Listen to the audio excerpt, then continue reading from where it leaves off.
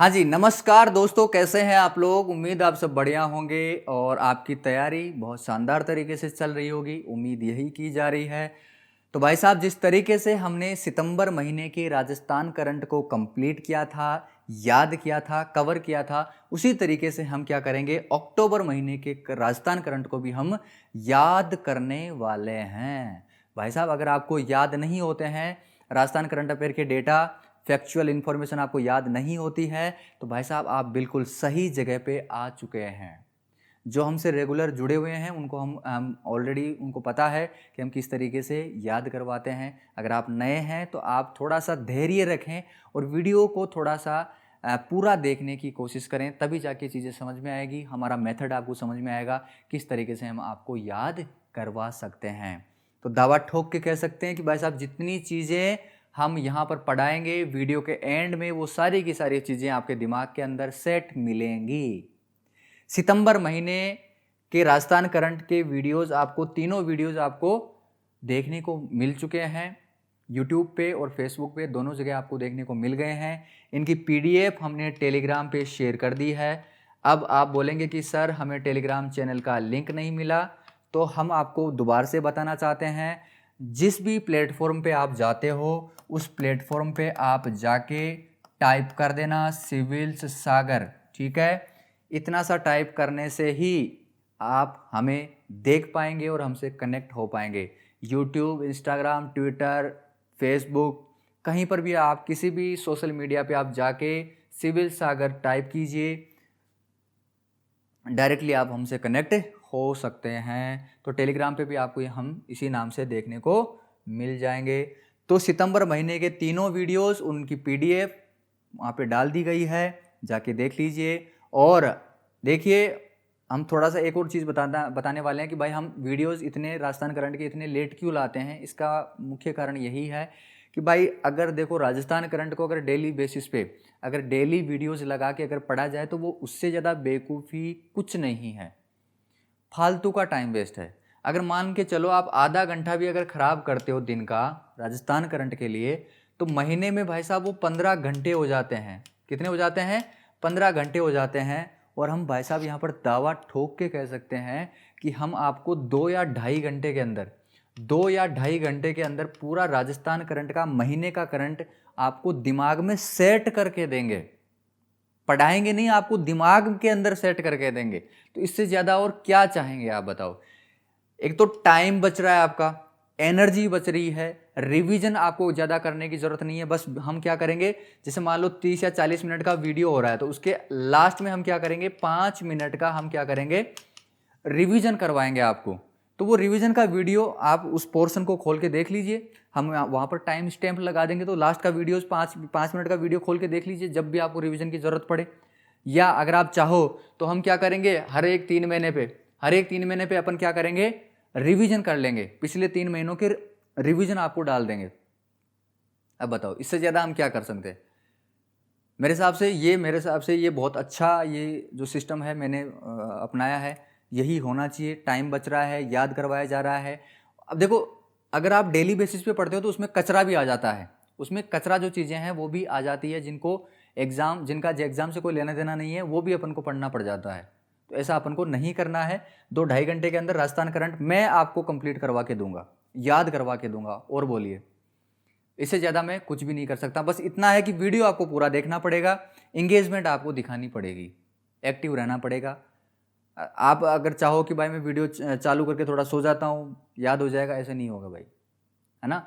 जितना हो सकता है मैंने इंटरेस्टिंग बनाने की कोशिश की है, इतना मैं कर सकता हूँ। ओके, तो वीडियो पूरा ज़रूर देखिए, थोड़ा सा धैर्य रखने की कोशिश करें। धैर्य रखोगे तभी जाके चीज़ें सीखी जाती है। और देखो, पैसा कमाना और सीखना, ये दोनों ऐसी चीज़ें हैं जिनमें आपको धैर्य रखना पड़ता है। समझ रहे हो। तो चलिए, बिना किसी टाइम वेस्टिंग के अक्टूबर महीने के राजस्थान करंट को अपन स्टार्ट करते हैं पढ़ना। ओके, नवंबर के आपको मिल चुके हैं।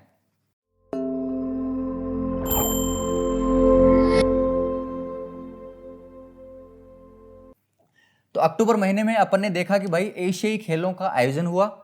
एशियाई खेलों का आयोजन हुआ था, कहाँ पर हुआ था, चीन के अंदर हुआ था। और चीन में कौन सी जगह, प्रश्न पूछा जा सकता है, चीन में कौन सी जगह, होंगझाऊ, नाम ही देखो इनका, हांगजाऊ या होंगजाऊ। चीन के होंगजाऊ में एशियाई खेलों का आयोजन किया गया था। और ये जो एशियाई खेल थे ये कौन से खेल थे? 19वें एशियाई खेल थे। कहां पर आयोजित किए गए? चीन के होंगजाऊ में। अब इन खेलों के अंदर हमारे राजस्थान से 23 ऐसे खिलाड़ी गए हुए थे, 23 खिलाड़ी गए हुए थे भारत की तरफ से। अब इन 23 खिलाड़ियों में से कुछ खिलाड़ी ऐसे हैं कुछ खिलाड़ी ऐसे हैं जिनको हमारे यहाँ पर भारत के लिए ये गोल्ड मेडल भी लेकर आए हैं। तो इनको हमारे लिए याद करना बहुत ज़्यादा ज़रूरी हो जाता है, क्योंकि एग्ज़ाम में यहाँ से प्रश्न पूछा जाता है। श्योर शॉर्ट जो वनडे एग्ज़ाम होती है इनमें प्रश्न पूछा जाता है, तो हम इनको याद करेंगे। क्या करेंगे? याद करेंगे। तो थोड़ा सा एक्टिव होके बैठ जाओ। तो देखिए सितंबर में हमने क्या देखा? दिव्य कीर्ति सिंह के बारे में। कुछ 12 या 13 जो प्लेयर हैं इंपॉर्टेंट है, इनको याद रखना बहुत ज़रूरी है। तो सबसे फर्स्ट नंबर पे हैं दिव्य कीर्ति सिंह। हमने सितंबर महीने में भी इनका बहुत जिक्र किया था, बहुत ज़्यादा इंपॉर्टेंट है दिव्य कीर्ति सिंह। तो इनके बारे में अगर बात की जाए तो ये कहाँ के रहने वाले हैं? ये जयपुर के रहने वाले हैं। दिव्य कीर्ति सिंह जयपुर के रहने वाले हैं। कहने का मतलब महिला है ये, इनको इज्जत देना बहुत ज़रूरी है, क्योंकि हमारे भारत देश के लिए इन्होंने गोल्ड मेडल जीता है ना। तो दिव्य कीर्ति सिंह कहाँ के रहने वाले हैं? जयपुर के रहने वाले हैं। और 19वें एशियाई खेलों के अंदर इन्होंने गोल्ड मेडल जीता है। और कौन से खेल के अंदर जीता है? घुड़सवारी के अंदर। कौन से खेल के अंदर? घुड़सवारी के अंदर। और घुड़सवारी को इंग्लिश में बोला जाता है इक्वेस्टेरियन। ऑप्शन में इक्वेस्टेरियन भी आ सकता है घुड़सवारी ना देकर, तो इक्वेस्टेरियन भी बोला जा सकता है घुड़सवारी को। तो देखिए, दोबारा से देखिए, दिव्य कीर्ति सिंह, मैं आपको छोटा सा हल्का सा लिख के बता देता हूं। देखो, दिव्य कीर्ति सिंह कहाँ के रहने वाले हैं? ये जयपुर के रहने वाले हैं। कौन से खेलों के अंदर भाग लिया इन्होंने? 19वें एशियाई खेलों के अंदर भाग लिया। इनको क्या मिला? गोल्ड मेडल मिला। और कौन से खेल से संबंधित हैं ये? घुड़सवारी से संबंधित है। और याद रखना हमारी जो भारतीय ड्रेसाज टीम है, जो घुड़सवारी वाली जो टीम है, इस घुड़सवारी टीम को 41 सालों में अब तक घुड़सवारी के अंदर एशियाई खेलों में कोई गोल्ड मेडल नहीं मिला था। दोबारा से मैं बता रहा हूं, भारतीय ड्रेसाज टीम को 41 सालों से एशियाई खेलों में घुड़सवारी में कोई गोल्ड मेडल नहीं मिला था। लेकिन भाई साहब, इनकी बदौलत इस टीम को 41 सालों बाद क्या मिला है? गोल्ड मेडल मिला है। इसलिए दिव्य कीर्ति सिंह बहुत ज़्यादा इंपॉर्टेंट हो जाती है एग्ज़ाम की दृष्टि से। दोबारा से अगर मैं याद करवाने की कोशिश करूं आपको, तो दिव्य कीर्ति सिंह कहाँ के रहने वाले हैं? जयपुर के रहने वाले हैं। इन्होंने कौन से खेल में भाग लिया था? 19वें एशियाई खेल के अंदर भाग लिया था। 19वां एशियाई खेल कहाँ पे आयोजित किया गया? चीन के होंगजाओ में। ओके, दिव्य कीर्ति सिंह को 19वें एशियाई खेलों के अंदर कौन सा मेडल मिला? गोल्ड मेडल मिला। साथ ही साथ ये कौन से खेल से संबंधित है? घुड़सवारी से संबंधित है। और जो भारतीय ड्रेसाज टीम है, इस टीम को 41 सालों के बाद एशियाई खेलों में घुड़सवारी जो कैटेगरी है, इसमें गोल्ड मेडल मिला है। तो याद रखना दिव्य कीर्ति सिंह। चलें आगे बात करते हैं सेकंड नंबर पे, भारतीय महिला कबड्डी टीम। भारतीय महिला कबड्डी टीम ने भी 19वें एशियाई खेलों के अंदर भाग लिया था। और इस टीम को क्या मिला है? कौन सा मेडल मिला है? गोल्ड मेडल, स्वर्ण पदक बोल दीजिए या गोल्ड मेडल इनको मिला है।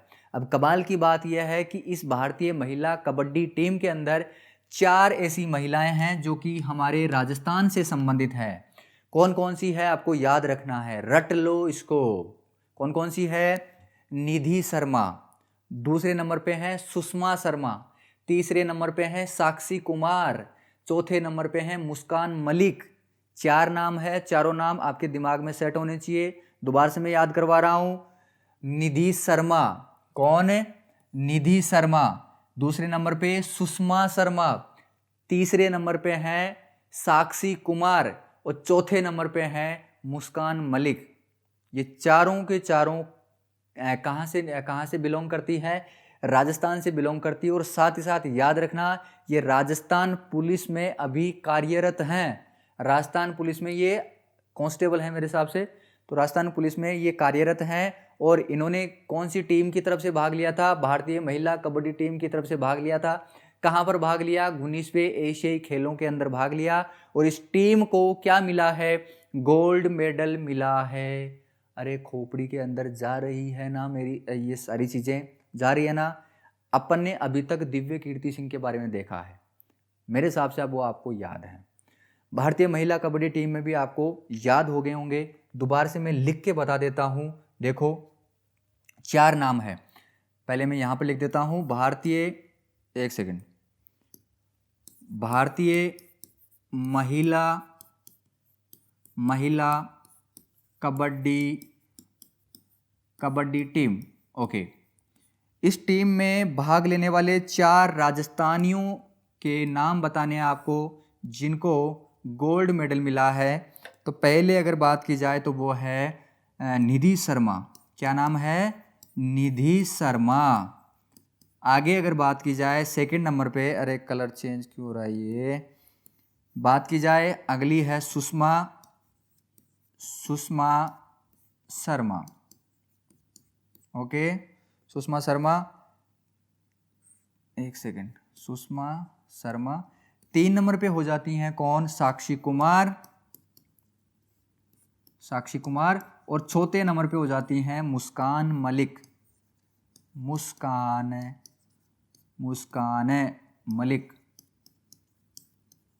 ओके, दो नाम क्या, जो 2 चीजें देख ली, दिव्य कीर्ति सिंह और अपनी भारतीय महिला कबड्डी टीम, दोनों को क्या मिले हैं? दोनों को क्या मिला है? गोल्ड मेडल मिला है। अच्छा, ये कौन सी टीम में शामिल थी? भारतीय ड्रेसाज टीम। भारतीय ड्रेसाज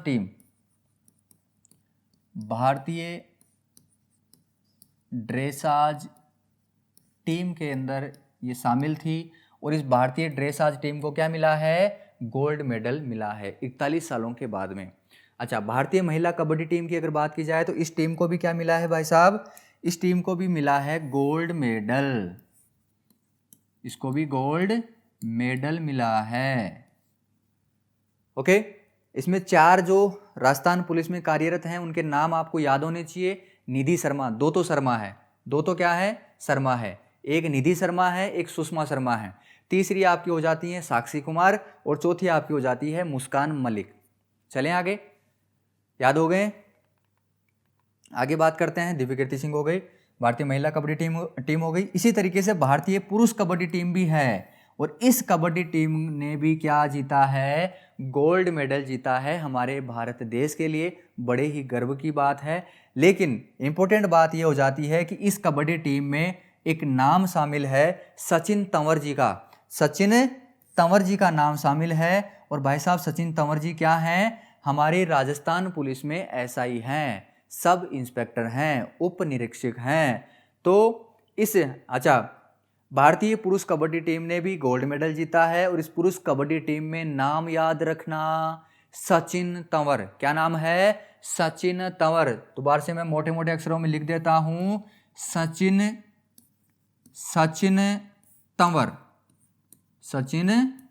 तंवर जी हैं। ये राजस्थान पुलिस में एसआई हैं और इन्हीं की बदौलत क्या टीम का पूरा हिस्सा होता है, वो भागीदारी होती है।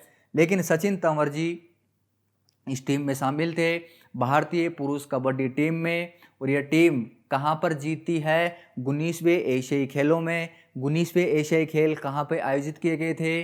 चीन के होंगजाओ में।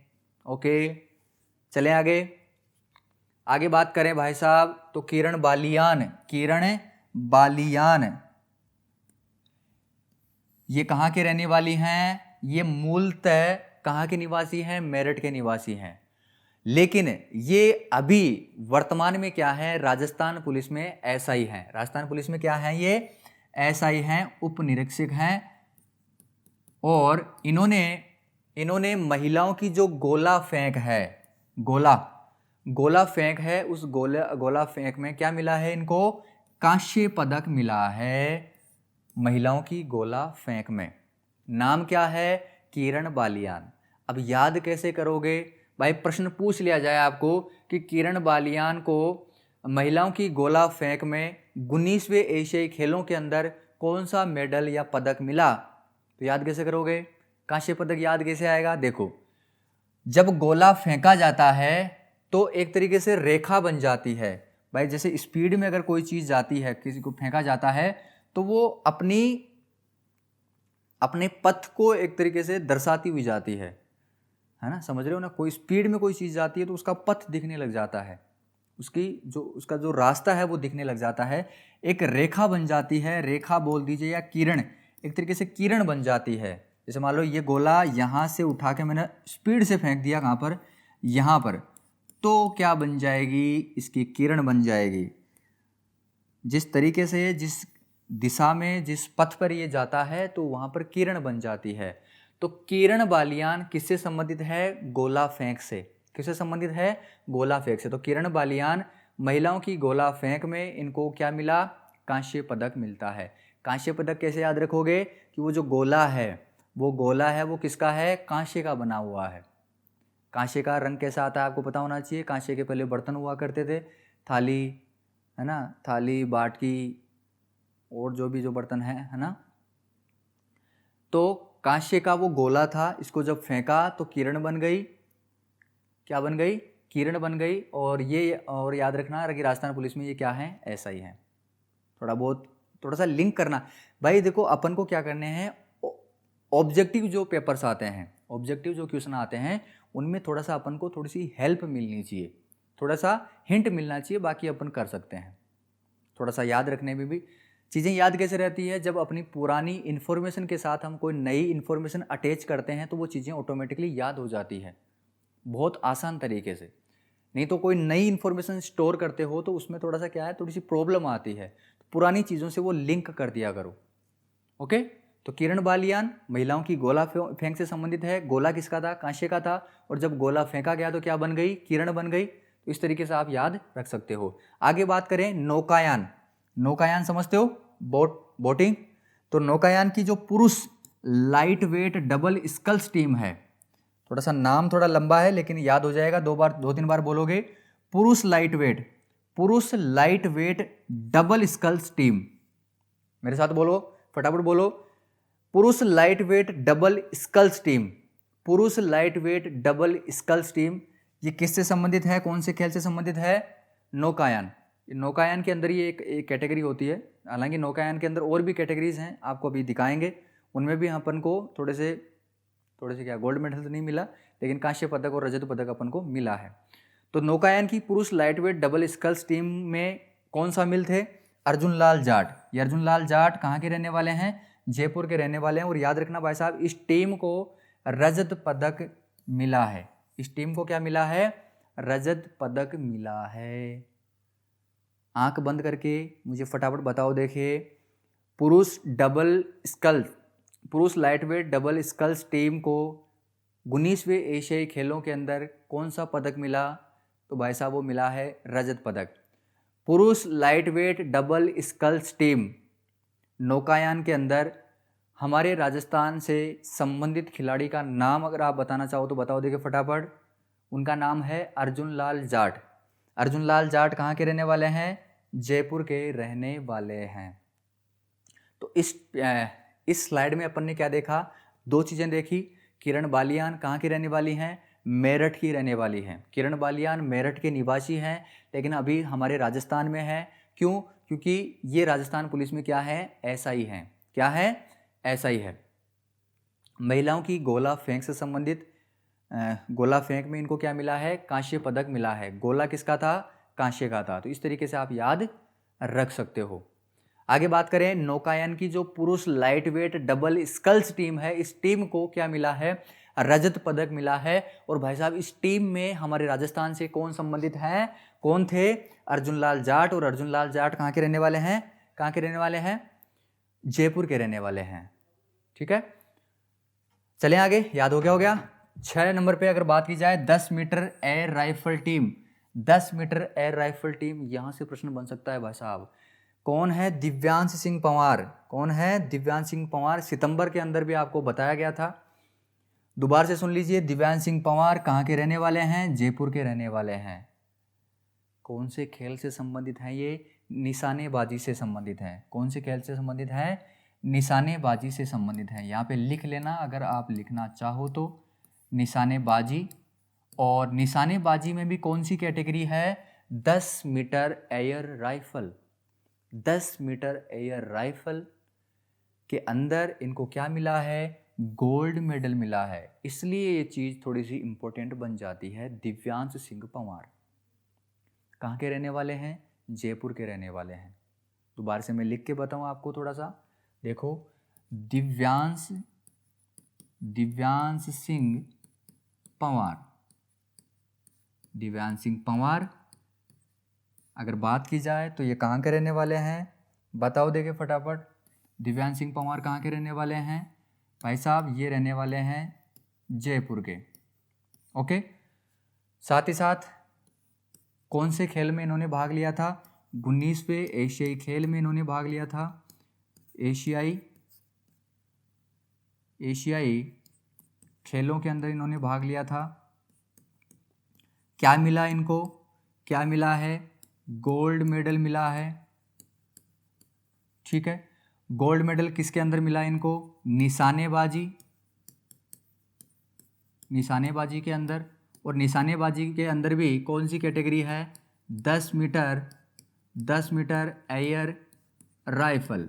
ये लीजिए, दिव्यांश सिंह पंवार जी को मैंने बहुत ज़्यादा शॉर्ट में यहाँ पर इंफॉर्मेशन बना दिया है। दिव्यांश सिंह पंवार जयपुर के रहने वाले हैं। 19वें एशियाई खेलों के अंदर इन्होंने भाग लिया था। गोल्ड मेडल इनको मिला है। कौन से खेल में? निशानेबाजी में। निशानेबाजी में भी कौन सी कैटेगरी है? 10 metre air rifle. Divyansh Singh Panwar. Okay, याद हो गया होगा। आगे चलें। आगे देखिए, बाबूलाल यादव और लेखराम खिलेरी। बाबूलाल यादव और लेखराम खिलेरी श्री डूंगरगढ़ बीकानेर के ये रहने वाले हैं। और इनको क्या मिला है? कांस्य पदक। अब भाई साहब कांस्य पदक मिला किसमें? तो यह है नौकायान। नौकायान में कौन सी कैटेगरी है? पुरुष काक्सलेस पेयर स्पर्धा। देखो, पीछे हमने नौकायान जो अर्जुनलाल जाट जी की बात की, तो ये नौकायान की पुरुष light weight double sculls team है।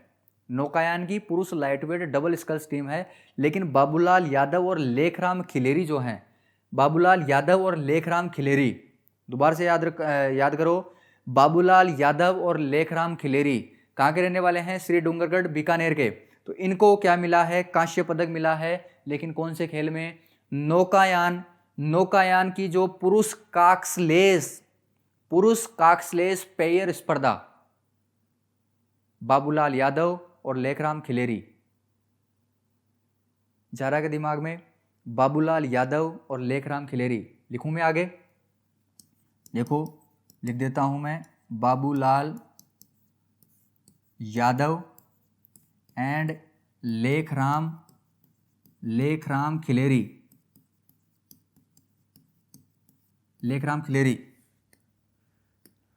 बाबूलाल यादव और लेखराम खिलेरी कौन से खेलों के अंदर भाग लिया इन्होंने?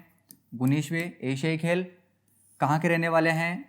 श्री डूंगरगढ़ बीकानेर के रहने वाले हैं। ओके, क्या मिला इनको? कांस्य पदक। ठीक है,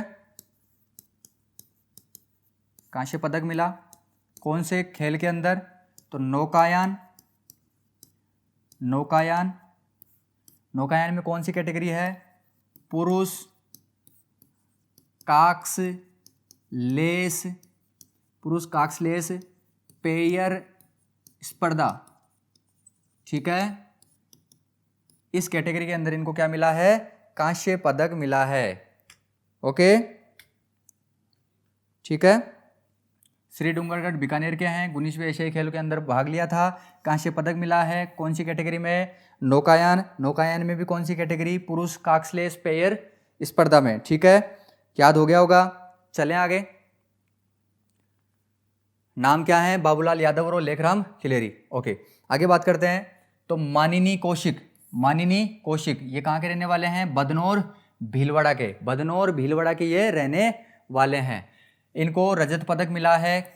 कौन से खेल में? निशानेबाजी में। कौन से खेल में? निशानेबाजी में। महिलाओं की जो 50 मीटर राइफल 3 पोजीशन है, 50 मीटर राइफल 3 पोजीशन स्पर्धा, 50 मीटर राइफल 3 पोजीशन स्पर्धा, ये कैटेगरी है निशानेबाजी में। निशानेबाजी में ये कैटेगरी है 50 मीटर राइफल 3 पोजीशन स्पर्धा। अभी हमने देखा दिव्यांश सिंह पंवार, ये निशानेबाजी में है लेकिन 10 मीटर एयर राइफल में है। 10 मीटर एयर राइफल में थे कौन? Divyansh Singh Panwar, 10 metre air rifle में। जबकि अगर बात की जाए तो मानिनी कौशिक, ये निशानेबाजी में महिलाओं की जो 50 मीटर राइफल 3 पोजीशन स्पर्धा है, स्पर्धा छोड़ दीजिए, ये एक तरीके से वो क्या स्पर्धा बोल दीजिए या कॉम्पिटिशन बोल दीजिए, लेकिन 50 मीटर राइफल 3 पोजीशन, ये याद रखना। ओके, रजत पदक मिला है इनको निशानेबाजी में। याद हो गया होगा मेरे हिसाब से कौन है? मानिनी कौशिक। कैसे याद करोगे थोड़ा सा और अगर आप चाहो तो देखो आप ऐसे याद रख लेना कि भाई जो निशाना लगाना है, किसी चीज पे अगर निशाना लगाया जाता है तो एक बार में निशाना नहीं लगता है, कोशिश करनी पड़ती है। कौशिक से आप निकाल सकते हो क्या? कौशिक से क्या निकाल सकते हो? कौशिक से निकाल लेना कोशिश। तो बार बार कोशिश करनी पड़ती है निशाना लगाने के लिए, अपने आप को मनाना पड़ता है, अपने आप को मनाना पड़ता है कि भाई अब की बार लग जाएगा निशाना, अब की बार लग जाएगा, है ना। तो मानिनी कौशिक निशानेबाजी से संबंधित है। और निशानेबाजी में भी कौन सी कैटेगरी है?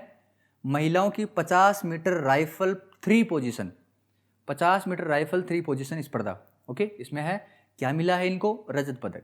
आगे बात करें अनंतजीत सिंह नरूका। अनंतजीत सिंह नरूका ये कहाँ के रहने वाले हैं? उनियारा टोंक के रहने वाले हैं।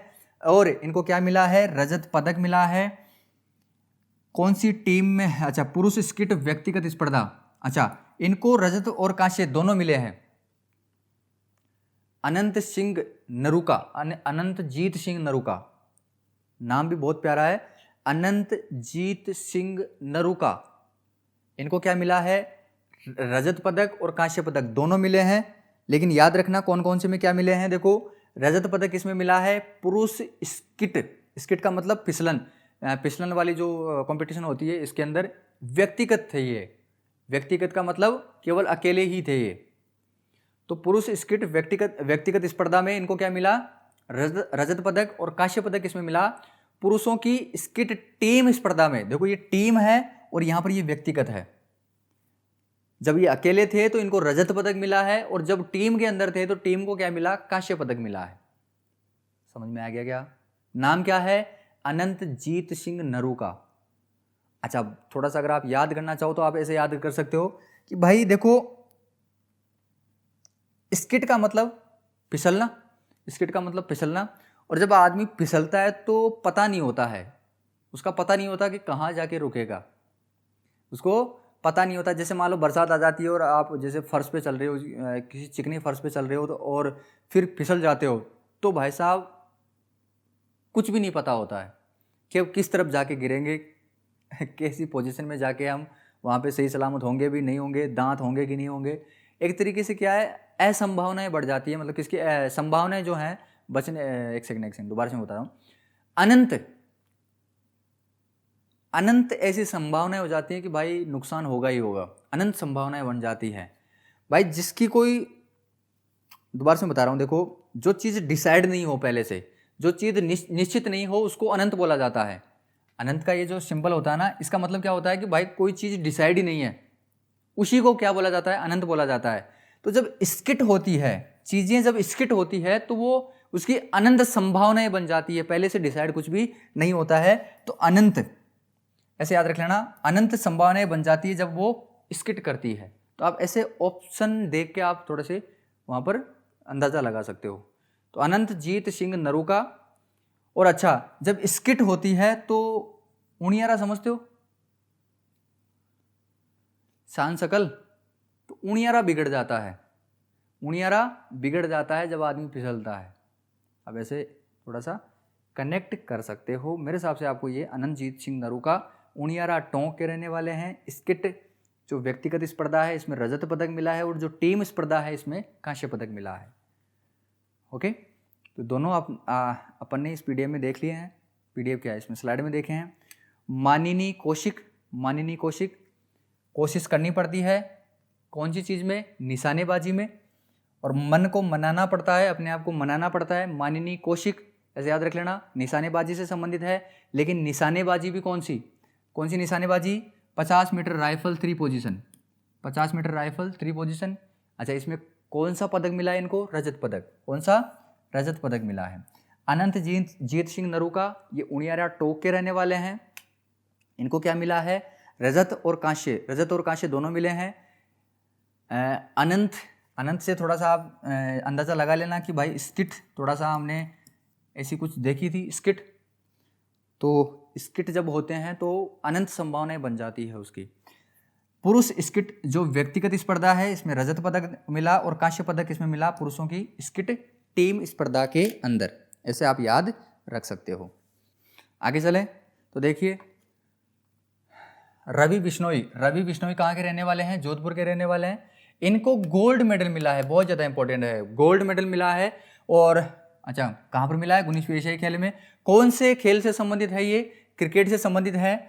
भारतीय पुरुष क्रिकेट टीम में ये शामिल थे और इनको क्या मिला है? गोल्ड मेडल मिला है। इस टीम को गोल्ड मेडल मिला है। तो कहने का मतलब रवि बिश्नोई हमारे राजस्थान से हैं, इसलिए अपन को याद रखना बहुत ज़्यादा जरूरी है।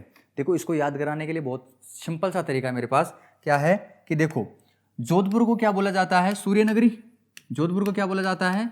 सूर्य नगरी बोला जाता है। और सूर्य को क्या बोला जाता है? रवि। सूर्य को क्या बोला जाता है? रवि बोला जाता है, पर्यायवाची आपको पता है।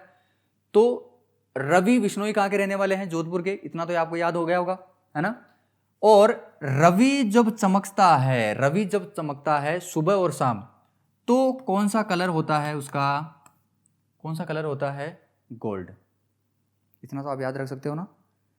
इतना आप याद रख सकते हो ना कि भाई जब सूर्य जब उगता है और जब छिपता है तो थोड़ा सा क्या सुनहरा कलर हो जाता है। क्या हो जाता है? सुनहरा कलर हो जाता है। इसलिए देखो, जोधपुर को सूर्य नगरी बोला जाता है, सूर्य को रवि बोला जाता है। तो रवि बिश्नोई जो हैं ये जोधपुर से संबंधित हैं और इनको क्या मिला है? गोल्ड मेडल मिला है। कौन से खेलों के अंदर? 19वीं एशियाई खेलों के अंदर। भारतीय जो पुरुष क्रिकेट टीम है इसके अंदर ये शामिल थे। बस खत्म। आगे चले। आशीष गोदारा, भीम सिंह और तीसरा नाम है नरेश कलवानिया। ये 3 नाम है, बहुत ज़्यादा इंपॉर्टेंट है। ये भी नौकायान से संबंधित है। ये भी नौकायान से संबंधित है। एक नौकायान अपन ने देखी जिसमें अर्जुनलाल जाट जी थे। अर्जुनलाल जी जाट थे। ओके, ये जो नौकायान है इसमें देखो पुरुष 8 टीम स्पर्धा है, इसके अंदर ये शामिल थे। और इस टीम को क्या मिला भाई साहब? रजत पदक मिला है। 3 नाम है, आशीष गोदारा, नरेश कलवानिया और भीम सिंह। मेरे को भी याद हो रहा है। आशीष गोदारा, भीम सिंह और नरेश कलवानिया, तीनों नाम याद रखना। ओके, दोबारा से बता रहा हूं, लिख देता हूं इधर। आशीष गोदारा पहला। दूसरा है भीम सिंह। तीसरा आपका हो जाता है नरेश कलवानिया।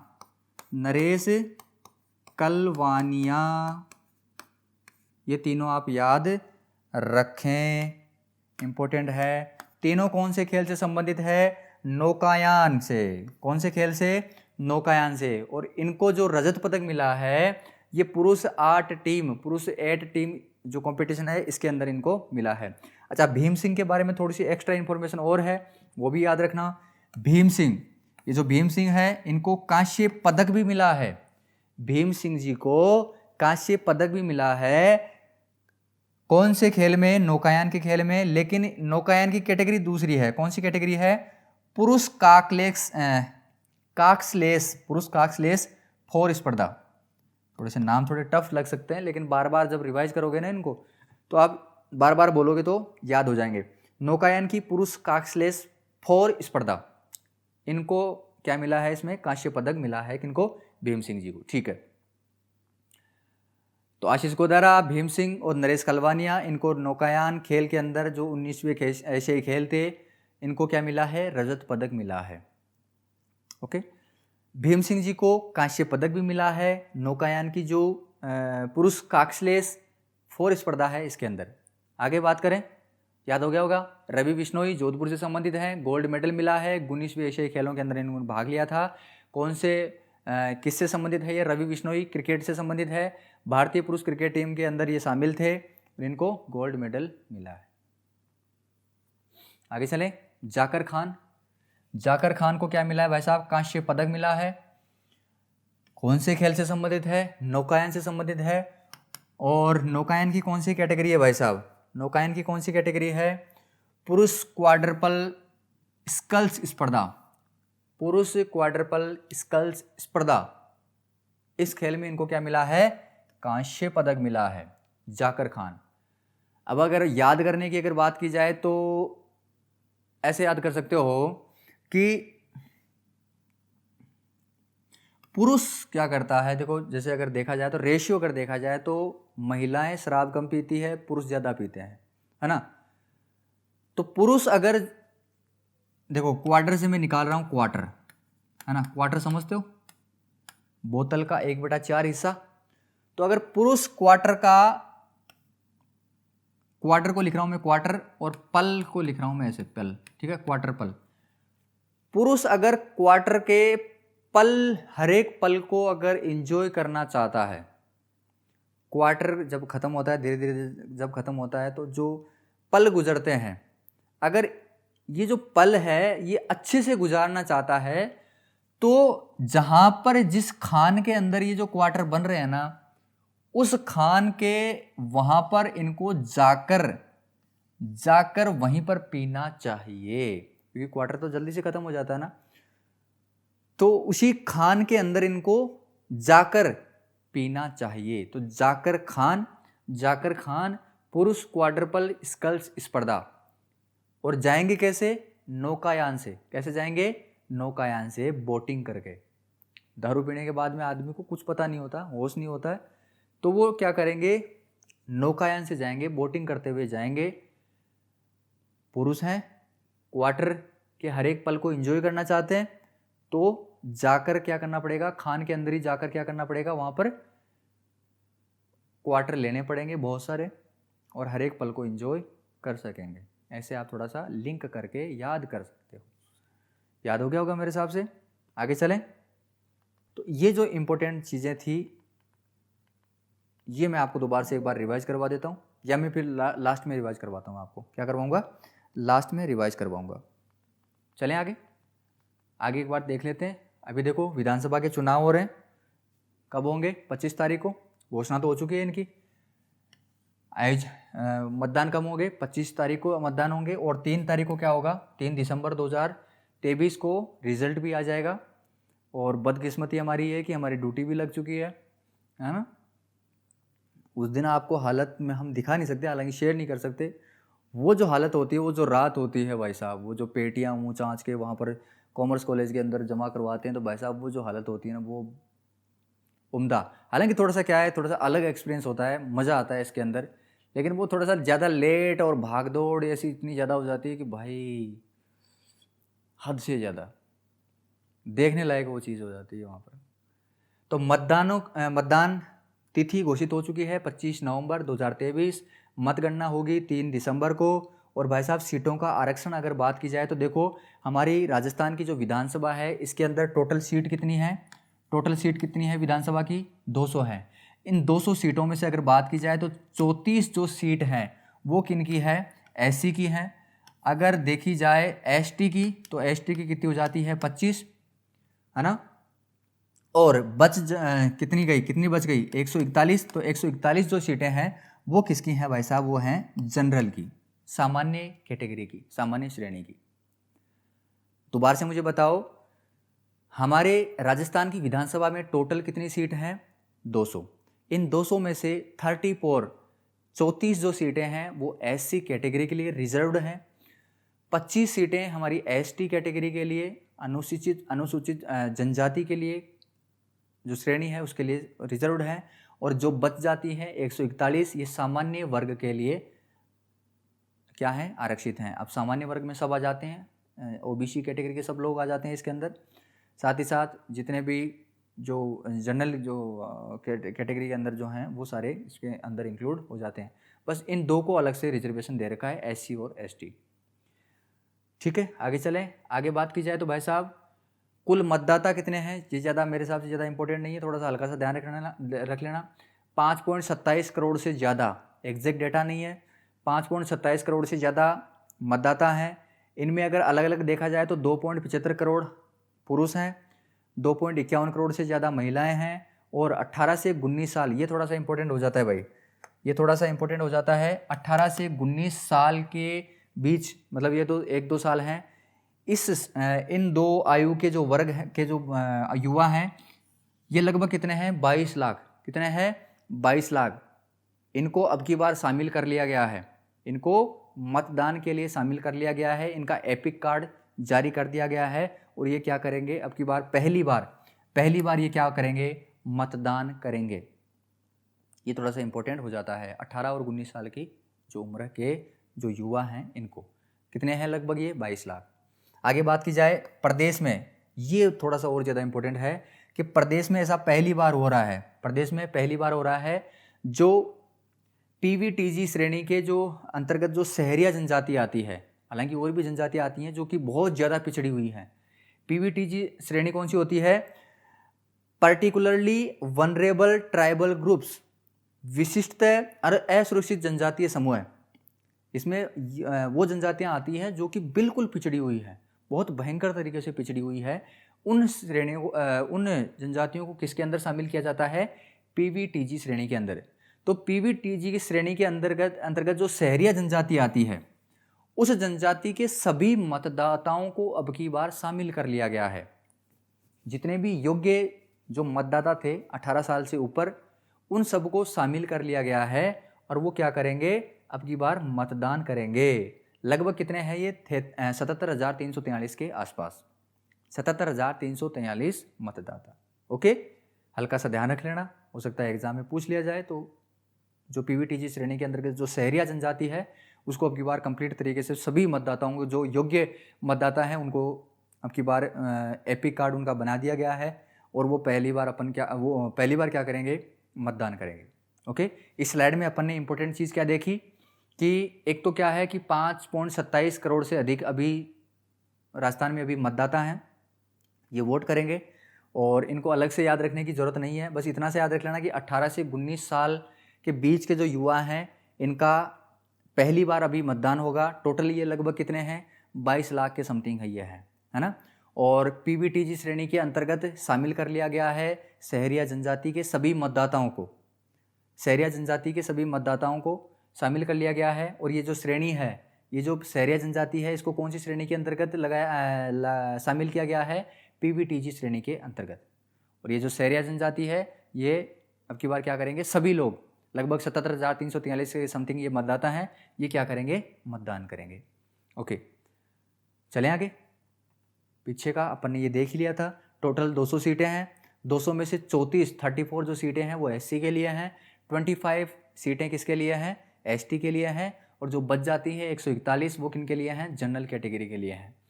25 नवंबर को ये चुनाव होंगे, 3 दिसंबर को रिजल्ट आ जाएगा। ओके, आगे चलें। मतदान के अंदर ये थोड़ा सा इंपॉर्टेंट बन जाता है, कितने मतदान के अंदर है, टोटल 51,756। कितने मतदान के अंदर हैं, 51,756 मतदान के अंदर हैं। इन मतदान केंद्रों के अंदर बात की जाए तो 10,415 शहरों के अंदर है, और 41,000 कहने का मतलब इसका 4 गुना, लगभग 4 गुना कहाँ पर है, गाँवों के अंदर है। 10,415 शहरों के अंदर है, और 40,341 गाँवों के अंदर हैं। टोटल अगर बात की जाए तो भाई साहब कितने हैं, 51,756। ये थोड़ा सा आप थोड़ा सा नोटिस इसको करें, 51,756 हो सकता है एग्ज़ाम के अंदर पूछ लिया जाए। अभी लेटेस्ट 2-3 महीने के अंदर कोई एग्ज़ाम होगी तो पूछ लिया जाएगा, अदरवाइज़ ये डेटा पुराना क्या मतलब, ये थोड़ा सा इंपॉर्टेंट नहीं रहेगा। फिर आगे बात करें, ये थोड़ा सा इंपॉर्टेंट है। देखो, अभी जो जितने भी बूथ हैं, ये जो मतदान केंद्र हैं, इनको इंग्लिश में बोला जाता है पोलिंग बूथ। क्या बोला जाता है, पोलिंग बूथ बोला जाता है। तो पोलिंग बूथ जो हैं कितने, 51,756। इन पोलिंग बूथ के अंदर, इन पोलिंग बूथों में याद रखना 200 जो बूथ हैं ये दिव्यांगों के द्वारा चलाए जाएंगे। 200 पोलिंग बूथ किनके द्वारा चलाए जाएंगे, दिव्यांग जनों के द्वारा चलाए जाएंगे। जो फिजिकली हैंडीकैप्ड हैं, पीएच कैटेगरी के जो लोग हैं, सरकारी लोगों का इनके नंबर इनका पोलिंग बूथ पे जाते हैं वो, है ना। एक टीम के अंदर एक पोलिंग बूथ पे कितने लोग होते हैं? 4 लोग होते हैं। कितने लोग होते हैं? 4 लोग होते हैं। एक होता है पीआरओ, प्रिजाइडिंग ऑफिसर, फिर होता है पीओ फर्स्ट, पीओ सेकेंड, ठीक है, और पीओ थर्ड। ये 4 ऑफिसर होते हैं। ये चारों पोलिंग बूथ पे जाते हैं और वहाँ पे मतदान करवाते हैं, और आते वक्त इनकी हालत ख़राब हो जाती है, पेटियां सब ऊंच आँच के लाते हैं, है ना। तो इन पोलिंग बूथों में, इन मतदान केंद्रों में 200 जो मतदान केंद्र हैं, ये दिव्यांगों के द्वारा चलाए जाएंगे। चारों जो मेंबर होंगे वो क्या होंगे? फिजिकली हैंडीकैप्ड होंगे। और जो 1600 जो मतदान केंद्र हैं, ये महिलाओं के द्वारा, युवाओं के द्वारा और आदर्श मतदान केंद्र रहेंगे। महिलाओं के द्वारा कितने केंद्र चलाए जाएंगे? मतदान केंद्र 1600। दिव्यांग जनों के द्वारा कितने चलाए जाएंगे? 200। कितने? 200। और युवाओं के द्वारा कितने चलाए जाएंगे? बिल्कुल, युवा जो कैटेगरी के हैं। अब देखो, इन चार लोगों में एक आदमी तो बिल्कुल सीनियर सिटीजन होता है, उसके 4-5 साल ही बचे होते हैं, या तो वो पीआरओ आ सकता है या पीओ फर्स्ट आ सकता है। नहीं तो भाई साहब पोलिंग जो बूथ है ना वो गड़बड़ा सकता है। एक एक्सपीरियंस्ड आदमी जरूर आता है इनमें, आमतौर पे, जरूरी नहीं है, लेकिन आमतौर पे एक एक्सपीरियंस्ड आदमी इनमें जरूर आता है। लेकिन यहाँ पर क्या होगा? इन 1600 जो बूथ हैं, इन पे केवल और केवल युवा रहेंगे। अब युवा कितने साल के होते हैं आपको पता है ना। आदर्श मतदान केंद्र भी रहेंगे। आदर्श मतदान केंद्र का मतलब है कि वहाँ पर सब सुविधाएं होंगी, जितनी ज़रूरत है मतदान केंद्र पे वो सारी सुविधाएं वहाँ पर उपलब्ध होंगी। सारी सुविधाएं जैसे वहाँ पर पार्किंग की अच्छी व्यवस्था होगी, छाया की अच्छी व्यवस्था होगी, वहाँ पर जो सुविधाएं होती हैं, टॉयलेट, बाथरूम, वॉशरूम, इन सब की अच्छे तरीके से व्यवस्थाएं होंगी, है ना। बूढ़े लोगों के लिए बैठने की अलग से व्यवस्था होगी। तो ये आदर्श मतदान केंद्र भी वहाँ पर होंगे। कितने? 1600 मतदान केंद्र। 1600 मतदान केंद्र युवाओं के द्वारा चलाए जाएंगे, दिव्यांगों के द्वारा 200 चलाए जाएंगे और महिलाओं के द्वारा 1600 चलाए जाएंगे। अलग से डेटा तो केवल यही है। ओके, आगे चले। लाइव वेबकास्टिंग भी होंगी। लाइव वेबकास्टिंग का मतलब है कि वहाँ पर चुनाव में बस ये नहीं बताया जाएगा कि भाई किसको वोट पड़ रहा है, और बाकी सारी चीज़ें वहाँ पर दिखाई जाएंगी। कौन से क्षेत्रों में दिखाई जाएंगी? जहाँ पर संवेदनशील है, जहाँ पर माराकुटी ज़्यादा होती है, जिन बूथ के अंदर माराकुटी ज़्यादा होती है, लड़ाई होने का खतरा है, वहाँ पर क्या किया जाएगा? लाइव वेबकास्टिंग भी की जाएगी। ओके, आगे चलें। आगे बात की जाए तो भाई साहब मुख्यमंत्री अशोक गहलोत जी ने 8 बोर्ड और बनाने की घोषणा कर दी है। राज्य सरकार ने, मुख्यमंत्री ने 8 नए बोर्ड और बनाने की घोषणा कर दी गई है, ताकि इन समाज के इन वर्गों को भी क्या मिले? आगे बढ़ने का मौका मिले। चुनावी रणनीति है, ये आपको पता ही है अच्छे तरीके से। तो ये 8 बोर्ड बन चुके हैं। कौन कौन से हैं मैं पढ़ के बता देता हूँ। राजस्थान राज्य राजा बलि कल्याण बोर्ड, राजस्थान राज्य राजा बलि कल्याण बोर्ड, राजस्थान राज्य वाल्मीकि कल्याण बोर्ड, ये थोड़ा सा इंपॉर्टेंट हो जाता है वाल्मीकि वाला। आगे बात की जाए, राजस्थान राज्य मेघवाल कल्याण बोर्ड, राजस्थान राज्य पुजारी कल्याण बोर्ड, राजस्थान राज्य केवट कल्याण बोर्ड, माँ पूरी बाई कीर कल्याण बोर्ड, राजस्थान राज्य जाटव कल्याण बोर्ड, राजस्थान राज्य धानका कल्याण बोर्ड, मतलब सब वर्गों को शामिल कर लिया है। राजस्थान राज्य चित्रगुप्त कायस्थ कल्याण बोर्ड। तो ये 8 क्या बनाए जा रहे हैं? ये बोर्ड बनाए जा रहे हैं। इन बोर्ड के अंदर याद रखना, एक तो रहेगा अध्यक्ष, एक क्या रहेगा? अध्यक्ष रहेगा, एक क्या रहेगा? उपाध्यक्ष रहेगा, और 3 अन्य सदस्य रहेंगे।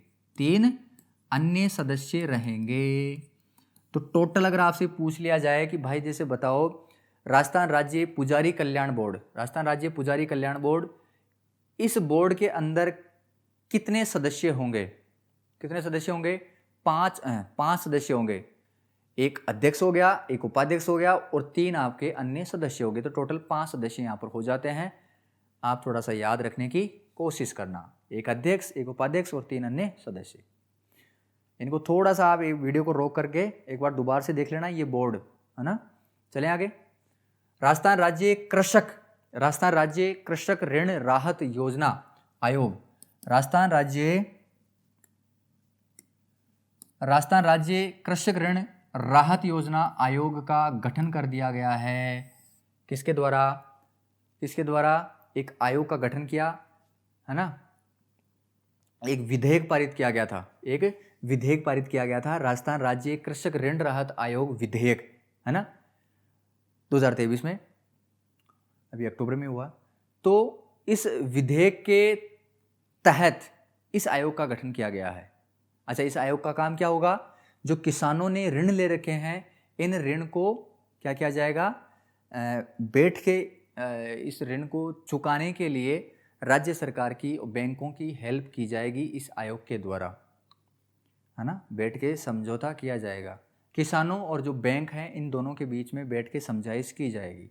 ओके, इसमें ज़्यादा कुछ ध्यान देने वाली बात नहीं है, लेकिन थोड़ा सा इम्पोर्टेंट है ये।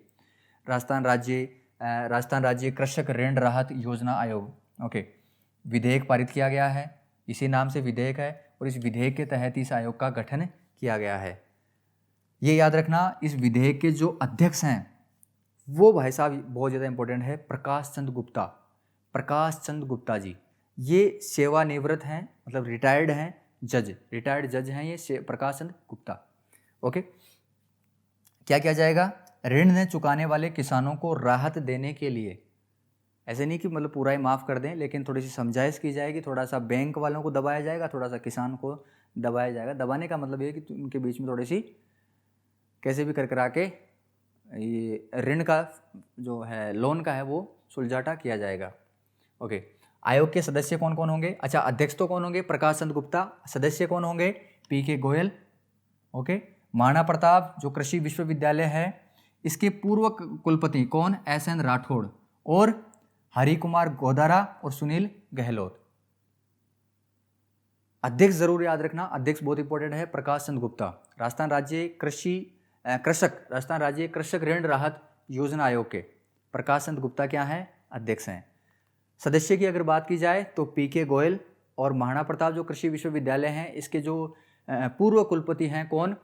SN राठौड़ और हरि कुमार गोदारा और सुनील गहलोत, ये याद रखना, ठीक है।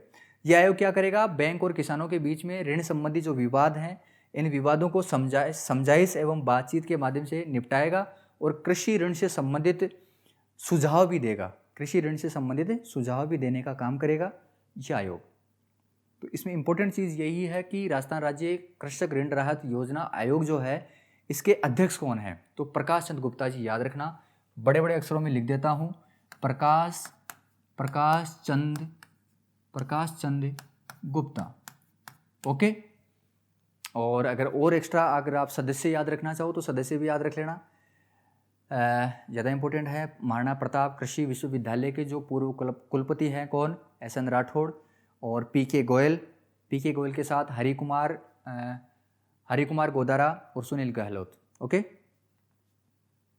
ये अपन ने देख लिया, विधेयक पारित हुआ था, इस विधेयक के तहत क्या किया गया, ठीक है। ये भी बहुत ज़्यादा इंपॉर्टेंट है, बहुत ही ज़्यादा इंपॉर्टेंट है भाई साहब, एग्जाम में आने लायक चीज़ है ये। मुकुंदरा टाइगर रिजर्व में क्या कर दिया गया है? जिप्सी सफारी शुरू कर दी गई है। कब से? 9 अक्टूबर 2023 से। कहाँ पर? Mukundra tiger reserve. अभी आपको बताएंगे कि मुकुंदरा टाइगर रिजर्व कहाँ पर है। ये है भाई साहब बूंदी, कोटा, झालावाड़ और चित्तौड़गढ़। बूंदी, कोटा, झालावाड़ और चित्तौड़गढ़। कहने का मतलब हाड़ौती में देखो कितने ज़िले हैं, हाड़ौती क्षेत्र में कितने ज़िले हैं? कोटा, बूंदी, बारां, झालावाड़। तो 12 को छोड़ दो, 12 ज़िले को छोड़ दो, बाकी जो 3 ज़िले हैं कोटा, बूंदी, आपका झालावाड़, और जो चौथे नंबर पे क्या है? चित्तौड़गढ़। 12 की जगह क्या है? चित्तौड़गढ़, बस इतना याद रख लेना। कोटा, बूंदी, झालावाड़ और चित्तौड़गढ़ में ये टाइगर रिजर्व फैला हुआ है। कौन सा? Mukundra tiger reserve. यहाँ पर 9 अक्टूबर 2023 को जिप्सी सफारी शुरू कर दी गई है।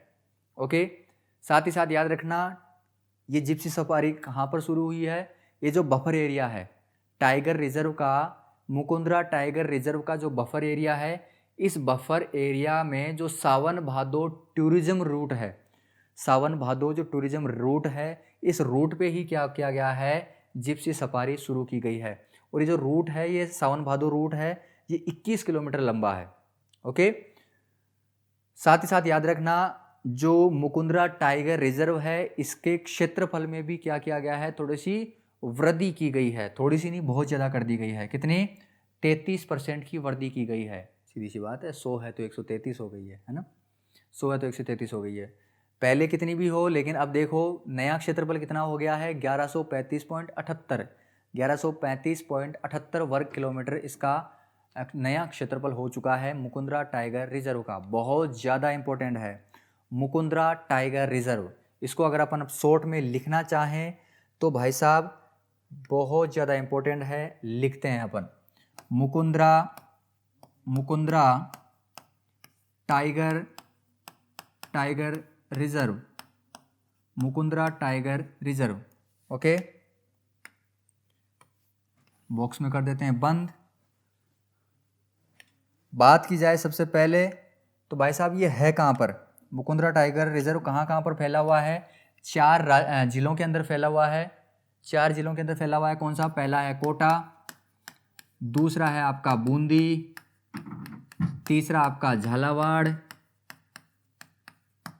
झालावाड़ के बाद में हो जाता है आपका चित्तौड़गढ़। इन 4 जिलों के अंदर ये फैला हुआ है। और अगर बात की जाए तो भाई साहब ये कोटा से मात्र और मात्र 50 किलोमीटर की दूरी पर ही है। 50 किलोमीटर दूरी पर ही ये स्थित है कोटा से। साथ ही साथ अगर बात की जाए तो यहाँ पर 9 अक्टूबर 2023 को क्या कांड किया गया? यहाँ पर जिप्सी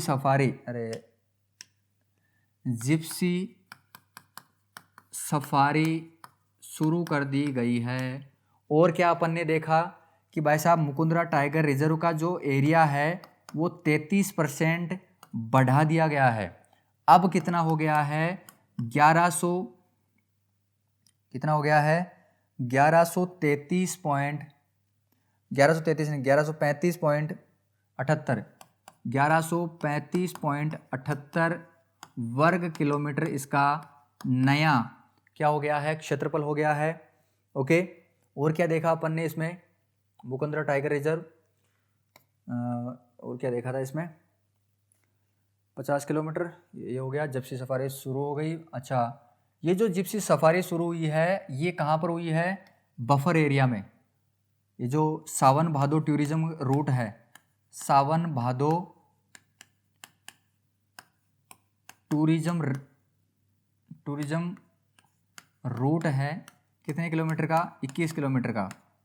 तो यहाँ पर क्या हुआ है, इस जिप्सी सफारी का शुरुआत यहाँ पर उद्घाटन हुआ है, शुरुआत मान लीजिए। तो ये मुकुंदरा टाइगर रिजर्व के बारे में मैंने आपको बता दिया है सब कुछ। क्या है? कोटा, बूंदी, झालावाड़, चित्तौड़गढ़। कोटा, बूंदी, झालावाड़, चित्तौड़गढ़, यहाँ पर ये फैला हुआ है। कोटा से लगभग ये 50 किलोमीटर की दूरी पर स्थित है। साथ ही साथ 9 अक्टूबर 2023 को हाल ही में यहाँ पर जिप्सी सफारी शुरू की गई है। ये जो जिप्सी सफारी है ये कहाँ पर शुरू की गई है? ये जो मुकुंदरा टाइगर रिजर्व का जो बफर एरिया है, बफर एरिया में जो टूरिज्म रूट है, कौन सा? सावन भादो टूरिज्म रूट है 21 किलोमीटर का। इस रूट पर क्या जिप्सी सवारी शुरू की गई है। और 33% की इस के क्षेत्रफल में भी वृद्धि कर दी गई है। अब इसका क्षेत्रफल कितना हो गया है? 1135.78 वर्ग किलोमीटर। तो ये आपका हो गया है मुकुंदरा टाइगर रिजर्व। आगे बात करें, आगे देखो राजस्थान भाषा साहित्य और संस्कृति अकादमी के पुरस्कार दिए गए हैं। तो भाई साहब ये पुरस्कार अपन बाद में याद करेंगे क्योंकि यार थोड़ा सा इसमें टाइम लगता है। ये बहुत अच्छे तरीके से याद करवाएंगे अगले वीडियो में, बहुत ही शानदार तरीके से। मेरे हिसाब से आपको इतना सब कुछ बहुत अच्छे तरीके से, आसान तरीके से याद हो गया होगा। लेकिन अपन क्या करते हैं, थोड़ा सा रिवीजन कर लेते हैं मात्र और मात्र 5 मिनट के अंदर, बहुत ही ज़बरदस्त तरीके से। ओके, तो रेडी? 5 मिनट के अंदर जितना पढ़ा है उसको अपन रिवाइज करेंगे बहुत ही शानदार तरीके से। तो देखिए, सितंबर और अक्टूबर में 19वें एशियाई खेलों का आयोजन किया गया। कहाँ पर? चीन के अंदर। चीन में कौन सी जगह? होंगजाओ में। चीन के होंगजाओ में संपन्न किया गया 19वें एशियाई खेलों का आयोजन। ओके, इसके बाद में बात की जाए तो इन खेलों के अंदर, एशियाई खेलों के अंदर हमारे राजस्थान से टोटल कितने खिलाड़ी जो थे जिन्होंने भाग लिया था? 23 खिलाड़ी। इन 23 खिलाड़ियों में से कुछ खिलाड़ियों ने हमारे भारत देश के लिए मेडल जीते हैं। तो इन खिलाड़ियों में से सबसे पहला नंबर जो आ जाता है, इंपॉर्टेंट हो जाता है, वो है दिव्य कीर्ति सिंह। दिव्य कीर्ति सिंह की अगर बात की जाए तो मैंने आपको बता दिया था, दिव्य कीर्ति सिंह कहाँ के रहने वाले हैं? जयपुर के रहने वाले हैं। 19वें एशियाई खेलों के अंदर भाग लिया था, इनको गोल्ड मेडल मिला है। गोल्ड मेडल भी मिला है कौन से खेल के अंदर? घुड़सवारी के अंदर। और ये कौन सी टीम के अंदर शामिल थी? भारतीय ड्रेसाज टीम। और ये भी मैंने आपको बताया था कि भारतीय ड्रेसाज टीम को 41 सालों से एशियाई खेलों के अंदर घुड़सवारी की जो कैटेगरी है इसमें गोल्ड मेडल पहली बार मिला है। 41 सालों से एशियाई खेलों में घुड़सवारी कैटेगरी में कोई गोल्ड मेडल नहीं मिला था। अब की बार ये गोल्ड मेडल दिव्य कीर्ति सिंह की बदौलत हमें भारत देश को मिला है। ओके, इसलिए इंपॉर्टेंट हो जाती है दिव्य कीर्ति सिंह। कहाँ के रहने वाले हैं? जयपुर के रहने वाले हैं। ओके, चलें आगे बात की जाए दिव्य कीर्ति सिंह के बाद। अच्छा, घुड़सवारी को इंग्लिश में इक्वेस्ट्रियन बोला जाता है, तो ये भी याद रख लेना।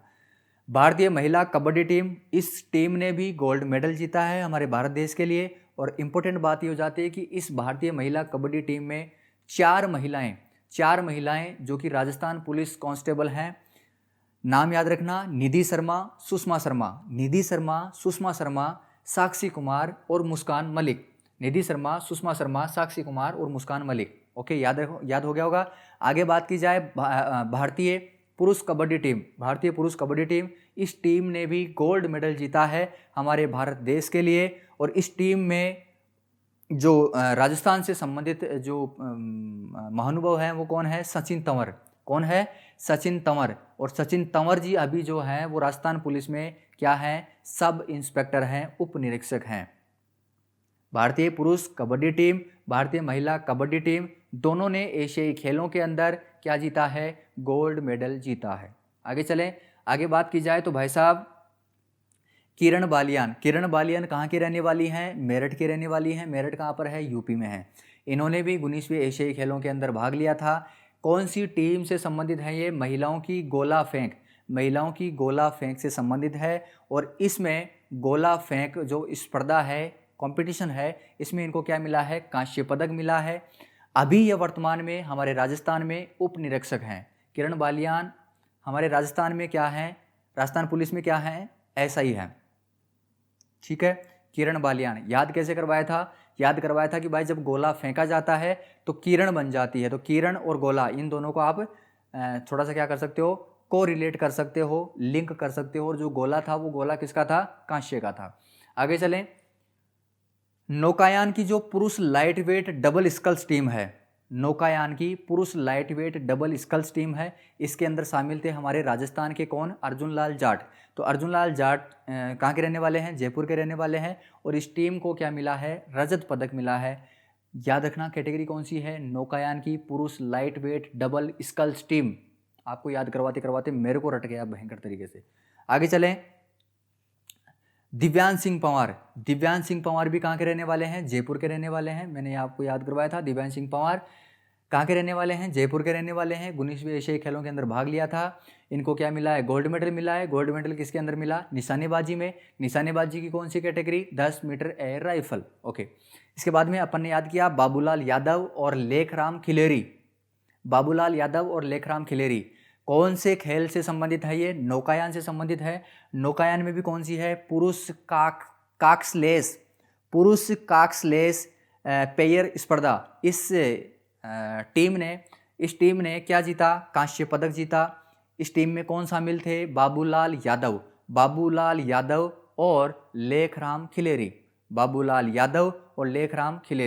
ओके, कहाँ के रहने वाले हैं? श्री डूंगरगढ़, अपने बीकानेर के। ठीक है, चलें आगे। इतना कर लिया था अपन ने। आगे बात की जाए मानिनी कौशिक। कोशिश करनी पड़ती है किस चीज़ के लिए? निशानेबाजी में, और अपने आप को मनाना पड़ता है। तो मानिनी कौशिक कहाँ के रहने वाले हैं? बदनौर भीलवाड़ा। मानिनी कौशिक निशानेबाजी से संबंधित है। लेकिन निशानेबाजी में देखो दिव्यांश सिंह पंवार भी किससे संबंधित है? निशानेबाजी से हैं। लेकिन जो मानिनी कौशिक है, ये माननीय कौशिक भी निशानेबाजी में कौन सी कैटेगरी में है? 50 meter rifle 3, 50 meter rifle 3 position में। ओके, चलें आगे। इनको क्या मिला है? रजत पदक मिला है। आगे बात करें अनंतजीत सिंह नरूका। अनंत तक कब जाते हैं? जब स्किट होती है। तो पुरुष स्किट व्यक्तिगत स्पर्धा में इनको रजत पदक मिला है और कांस्य पदक मिला है पुरुषों की स्किट टीम स्पर्धा में। ओके, आगे चलें। कहाँ के रहने वाले हैं? अनंत। जब स्किट होते हैं तो उनका उनियारा चेंज हो जाता है, बदल जाता है, थोबड़ा चेंज हो जाता है ना। आगे चलें। रवि बिश्नोई कहाँ के रहने वाले हैं? जोधपुर के। रवि से याद रख लेना जोधपुर। और रवि जो हैं ये भाई साहब जब सुबह और शाम जब उगते और छिपते हैं, जब गोल्ड की तरह दिखते हैं, तो यहाँ से क्या हो जाएगा? गोल्ड मेडल मिला है 19वें एशियाई खेलों में। और रवि जो है ये किससे कौन से खेल से संबंधित है? क्रिकेट से संबंधित हैं। चलें आगे। आशीष गोदारा, भीम सिंह और नरेश कलवानिया। आशीष गोदारा, भीम सिंह और नरेश कलवानिया ये तीनों भी किससे संबंधित है? नौकायान से संबंधित है। लेकिन नौकायान कौन सी? पुरुष 8 टीम स्पर्धा। पुरुष 8 टीम स्पर्धा में जो नौकायान की कैटेगरी है इसमें क्या मिला है? रजत पदक मिला है। थोड़ा सा याद रखना भीम सिंह के बारे में थोड़ा सा एक्स्ट्रा, इनको कांस्य पदक भी मिला है। कांस्य पदक कहाँ मिला है? नौकायान में। लेकिन नौकायान की कैटेगरी दूसरी है। कौन सी? पुरुष काक्सलेस 4 स्पर्धा। ओके, आगे चलें। आगे बात की जाए जाकर खान, तो जाकर खान के अंदर जाकर देखना पड़ता है या वहीं पर पौवा लेना पड़ता है, क्वार्टर लेना पड़ता है। तो क्वाड्रपल स्कल्स स्पर्धा, तो नौकायान की जो पुरुष क्वाड्रपल स्कल्स स्पर्धा है इसके अंदर इनको कांस्य पदक मिला है। किनको? जाकर खान जी को। ओके, ये कंप्लीट हो चुके हैं अपने कौन से खिलाड़ी जिन्होंने एशियाई खेलों के अंदर भाग लिया था और मेडल जीता है ना। मेरे हिसाब से याद हो गया होगा। आगे चलते हैं रिवीजन में। तो देखिए विधानसभा चुनाव 2023 आपको पता ही है, घोषणा हो चुकी है। मतदान कब होंगे? 25 नवंबर को होंगे। ओके, रिजल्ट कब आएगा? 3 दिसंबर को आएगा। टोटल सीटों की अगर बात की जाए तो टोटल सीट कितनी है? 200 है। 200 में 34 जो सीट हैं वो किसके लिए रिजर्व्ड हैं? वो एससी के लिए रिजर्व्ड हैं। एसटी के लिए कितने रिजर्व्ड हैं? 25। और जो बच जाती है कितनी? 141, 141। ये 141 किन के लिए हैं? जनरल कैटेगरी के लिए। आगे अगर बात की जाए तो लगभग 5.27 करोड़ से ज़्यादा अब की बार मतदाता हैं। अलग अलग आपको याद रखने की ज़रूरत नहीं है, लेकिन बस इतना सा याद रख लेना कि 18 से 19 साल के बीच के जो युवा हैं लगभग कितने हैं? 22 लाख। इन 22 लाख युवाओं को अब की बार एपिक कार्ड, मतदाता कार्ड दिया गया है ना, इनको प्रोवाइड करवाया गया है। और ये क्या करेंगे? पहली बार मतदान देंगे, वोट पहली बार देंगे, इतना याद रख लेना। साथ ही साथ राजस्थान में जो सहरिया जनजाति है, सहरिया जनजाति के सभी लोगों को मतदान के अंदर अब की बार शामिल कर लिया गया है। बस इंपॉर्टेंट बात यह है।